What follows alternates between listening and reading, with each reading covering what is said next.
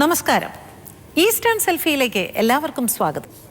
സീരിയലിൽ മദ്യപിക്കുന്ന കഥാപാത്രങ്ങളുണ്ടോ? ഞാൻ അധികം അങ്ങനെ കണ്ടതായിട്ട് ഓർമ്മ. പക്ഷെ സിനിമയിൽ ഒരുപാട് ഇങ്ങനെ മദ്യപിക്കുന്ന കഥാപാത്രങ്ങളെ കാണിക്കുന്നുണ്ട്.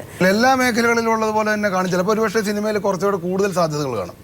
കാരണം അവരുടെ ഒരു സൗഹൃദങ്ങൾ കുറെ കൂടെ വിപുലമാണ്. അതാണ് വീണ്ടും നമ്മൾ വരുന്ന ഈ സൗഹൃദം എന്ന് പറയുന്ന മദ്യപിക്കുക എന്ന് പറയുന്ന ഒരു സൗഹൃദത്തിലേക്ക് നമ്മൾ അങ്ങനെയല്ല. നമുക്ക് മദ്യപിക്കണ ഒറ്റയ്ക്കിരുന്ന് മദ്യമില്ലെങ്കിൽ ഒന്നുമില്ല, ഒരു ആഘോഷവും ഇല്ല. അങ്ങനെയല്ല ഞാൻ പറയട്ടെ. ഒന്ന് ഇപ്പൊ കുടിക്കാൻ ഒരു കമ്പനി വേണമെന്നുണ്ടെങ്കിൽ ഒറ്റയ്ക്കിരുന്ന് കുടിക്കുന്നതൊക്കെ ചിലപ്പോൾ എനിക്ക് നമ്മുടെ പൊതുവെ നമ്മുടെ കേരളത്തിൽ നമ്മൾ കാണാറുണ്ട്. അത് പുരുഷന്മാരാണെങ്കിലും പിന്നെ ഭാര്യ പ്രസവിച്ചാൽ ഡ്രിങ്ക് ഉണ്ടാവും, അല്ലെ? മരിച്ചാലും ഉണ്ടാകും. മൂന്നാം ലോക രാജ്യങ്ങളെ കമ്പോളവൽക്കരിക്കുന്നതിന്റെ ഭാഗമായിട്ടുള്ള ഒരു അജണ്ട നടപ്പിലാക്കുന്നു. അതിൽ അറിയാതെ നമ്മൾക്കറിയാലോ, നമ്മുടെ നാട്ടിൽ ഒരു ഉൽപ്പന്നം വിറ്റ് പോകണമെങ്കിൽ സ്ത്രീയുടെ ശരീരം വേണമെന്ന് നിർബന്ധമാണ്. നമുക്ക് നമ്മള് ടൗണുകളിലൊക്കെ ഇറങ്ങി നോക്കി നമ്മളെ ബോർഡുകളും മറ്റു കണ്ടാൽ മനസ്സിലാവും. അതുകൊണ്ട് തന്നെ അതിനു വേണ്ടിയുള്ള ഈ കമ്പോളത്തിന്റെ ചൂണ്ടയിൽ ഈ സ്ത്രീകൾ പെട്ടുപോകുന്നു എന്നുള്ളതാണ് വസ്തുത. ഞാൻ നേരത്തെ നിങ്ങളോട് ചോദിച്ചല്ലോ, നിങ്ങളെ വീട്ടിൽ നിങ്ങളും നിങ്ങളുടെ ഭാര്യയും മദ്യപിച്ച് വന്നാൽ എന്തായിരിക്കും നിങ്ങളുടെ അവസ്ഥ? എനിക്ക് പറ്റില്ല എന്ന് പറയാൻ പറ്റില്ല. കുട്ടികളുടെ കാര്യത്തിൽ എനിക്കില്ലാത്ത ഉത്കണ്ഠ താങ്കൾക്ക് എന്തിനാണ്? അത് മാത്രമല്ല, സാറിന്റെ കുട്ടികളുടെ അല്ല, നാട്ടുകാരുടെ കുട്ടികളുടെ കാര്യത്തിൽ സമൂഹത്തിനുള്ള ബാധ്യതയാണ് ഒരു കാരണവശാലും എന്റെ ആവശ്യമില്ലെന്നേ. അങ്ങനെയാണെങ്കിൽ നേരത്തെ ഈ ഇഷ്ടത്തെ കുറിച്ച് പറഞ്ഞല്ലോ, ഇവിടെ പെൺമക്കള് മദ്യപിച്ചിട്ട് വരുന്നത് ഇഷ്ടപ്പെടുമെന്നൊരു ചോദ്യം ഉണ്ടായി. അങ്ങനെയാണെങ്കിൽ ഈ സമൂഹത്തിലുള്ള സ്ത്രീകളുടെ എല്ലാം ഇഷ്ടവും താല്പര്യവും നോക്കിയാണ് ഇവിടുത്തെ പുരുഷന്മാർ മദ്യപിച്ചിട്ട് വരുന്നത്. അതെന്തുകൊണ്ട്?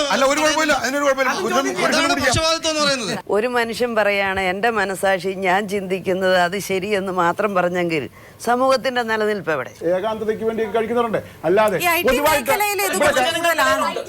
എന്റെ ഒരു കേസ് സ്റ്റഡിയിൽ ഞാൻ പഠിച്ച ഒരു ലേഡീന്റെ കുഴപ്പം എന്താണെന്ന് വെച്ചാൽ, പുള്ളിക്കാരത്തിയുടെ ഹസ്ബൻഡ് എബ്രോഡാ വർക്ക് ചെയ്യുന്നത്. So she's always alone in her house. അപ്പോൾ വേറെ ഒന്നും ചെയ്യാനില്ല.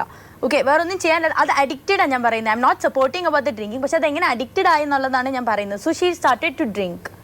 സോ ഡ്രിങ്ക് ചെയ്ത് ഞാൻ പറഞ്ഞില്ല, ഈ വേറൊരു വേൾഡിലേക്ക് എടുക്കുന്ന ഇവരുടെ ഈ ഒരു മൈൻഡിനെയാണ് which is becoming people to drink a lot. അല്ലാതെ കുടിച്ചിപ്പോൾ ഫ്രണ്ട്സിൻ്റെ ഇടയ്ക്കും കുടിക്കുന്നത് എന്താ, അപ്പോൾ ഫ്രണ്ട്സ് എല്ലാവരും കുടിക്കുന്നു അപ്പോൾ ഞാനും കുടിക്കണം, അതൊരു മസ്റ്റ് ഇതാണെന്നുള്ളതൊന്നും അല്ല. ഈ കുടിച്ച് കഴിയുമ്പോഴത്തേയുള്ള സ്റ്റേറ്റ് ഓഫ് മൈൻഡ് ഒന്നും വേണ്ട. നമ്മളല്ലാതെ എന്തെങ്കിലും സോഫ്റ്റ് ഡ്രിങ്ക്സ് കുടിക്കുന്നു, അതെന്താ? അതാരും പറയാത്ത എന്താ? അതിൽ എന്തെങ്കിലും കഫെയിൻ കണ്ടന്റ് ഉണ്ട്. എക്സാമിൻ്റെ ഇടയ്ക്ക് ഞാൻ പറയാം, ഞാൻ പഠിക്കുകയാണെങ്കിൽ എൻ്റെ ഫ്രണ്ട്സ് ആയിട്ടൊന്ന് പഠിക്കുകയാണെങ്കിൽ രാത്രി എണീറ്റിരിക്കാൻ വേണ്ടി ഞങ്ങൾ ഇഷ്ടംപോലെ സോഫ്റ്റ് ഡ്രിങ്ക്സ് കുടിക്കാറുണ്ട്. എന്താ ഞങ്ങളുടെ മൈൻഡിൽ പറയുന്നത് എന്താണെന്നറിയോ? ഓക്കെ, സോഫ്റ്റ് ഡ്രിങ്ക്സ് കുടിച്ചാൽ നമുക്ക് രാത്രി ഫുള്ളിരുന്ന് പഠിക്കാം എന്ന് പറയുന്ന മേഖലയെ കുടിക്കുന്നതിന് കാരണം കേരളത്തിലെ പിള്ളേർ വളരെ ജോലി ചെയ്യാതെ ജീവിച്ചിട്ടുള്ളവരാണ്. IT മേഖലയിൽ 12 മണിക്കൂറും മറ്റും സ്ട്രെസ്ഡ് ആയിട്ടാണ് കുടിക്കുന്നതെന്ന് അവർ എന്നോട് വന്ന് പറഞ്ഞിട്ടുണ്ട്. വീടുകളിൽ ഈ സ്ത്രീകള് അമ്മിക്കല്ലിൽ അരച്ചിട്ട് ഭക്ഷണമൊക്കെ ഉണ്ടാക്കാറുണ്ട്. അതേസമയത്ത് പുരുഷൻ അമ്മിക്കല്ലിൽ അരയ്ക്കുന്ന ആ ഒരു സീൻ എന്ന് പറഞ്ഞു കഴിഞ്ഞാൽ അത് ഭയങ്കര അരോചകമായിട്ടായിരിക്കും തോന്നുക. എന്ന് പറഞ്ഞതുപോലെ പുരുഷനോടൊപ്പം തന്നെ സ്ത്രീയും മദ്യപിക്കും, അല്ലെ മദ്യപിക്കണം എന്ന് കേൾക്കുന്നത് അത്ര ഒരു സുഖമുള്ള ഏർപ്പാടായിട്ട് എനിക്ക് തോന്നുന്നില്ല. കാരണം പണ്ട് മുതലേ ഇന്ത്യ അല്ലെ കേരളം എന്നൊക്കെ പറയുമ്പോൾ വിദേശികൾക്കാണെങ്കിൽ പോലും അല്ലെ നമ്മുടെ സ്വദേശികൾക്കാണെങ്കിൽ പോലും നമ്മുടെ രാജ്യത്തെക്കുറിച്ചും നമ്മുടെ രാജ്യത്തെക്കുറിച്ചും ഒക്കെ ഒരു കോൺസെപ്റ്റ് ഉണ്ട്. അപ്പം അതിൽ നിന്ന് വ്യത്യസ്തമായിട്ട് പാശ്ചാത്യ രീതിയെ ഫുൾ അനുകരിച്ചിട്ട് ഉള്ള ഒരു കാര്യമാണ് സ്ത്രീകളുടെ മദ്യപാനം എന്ന് പറയുന്നത്. സോങ് സീനിൽ മാത്രം ബീവറേജിന്റെ ക്യൂവിൽ നിൽക്കണതും പിന്നെ ഒരു ആണിനെ കയറി പീഡിപ്പിക്കുന്നതും ചെയ്തു. ആ ഫിലിം വലിയ ഫേമസ് ആയില്ല, കാരണം എല്ലാം ചേട്ടൻ്റെ ഇഷ്ടം പോലെ. ആ സോങ്ങിൽ ഞാൻ ചെയ്യണ റോള് ഒരാണ് ചെയ്യേണ്ട കാര്യങ്ങൾ ഒരു പെണ്ണ് ചെയ്താൽ എങ്ങനെ ഉണ്ടാവും, ആ സോങ്ങിൽ മാത്രം ഞാൻ ചെയ്തേ. പക്ഷെ പുറത്തിറങ്ങി കഴിഞ്ഞപ്പോഴത്തേക്കും കുറച്ച് പേര് വന്നിട്ട് ചോദിക്കുക, നീ ഇതൊക്കെ ചെയ്യുമെങ്കിൽ തുണിയിലാണ്ട് കിടക്കടി, എനിക്ക് ഡ്രിങ്ക് ചെയ്യാം, ബീവറേജിന്റെ വാതിക്ക് ക്യൂ നിൽക്കാം. ഞാൻ ഒരു പൊന്നിയേട്ടൻ, ഞാൻ ബീവറേജിന്റെ വാതിക്ക് ക്യൂ നിന്നിട്ടില്ല, കുടിക്കാറുമില്ല.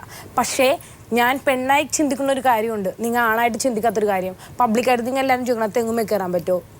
ഇത് ചെയ്യുന്ന പെണ്ണുങ്ങളുണ്ട്. ഞാൻ കല്യാണം 10 കൊല്ലം, ഇതാ ഈ ഏപ്രിൽ 10-ാം തീയതി 10 years ആയി. ഈയിടെ കാലത്താണോ ഭർത്താവാണോ മദ്യപിക്കാൻ? Why don't you try? Yes, I am in a safe place. എനിക്കറിയാം where I am. ഇപ്പൊ ഒരു ഗ്ലാസ് വൈൻ കുടിച്ചോണ്ടോ ഒരു ഗ്ലാസ് ബിയർ കുടിച്ചോണ്ടോ ഒന്നും ആയിപ്പോന്നില്ല, സംഭവിക്കുന്നില്ല. വൈനും ബിയർ മാത്രമേ ഉള്ളൂ? അത്രേ ഉള്ളൂ. I am very happy with that.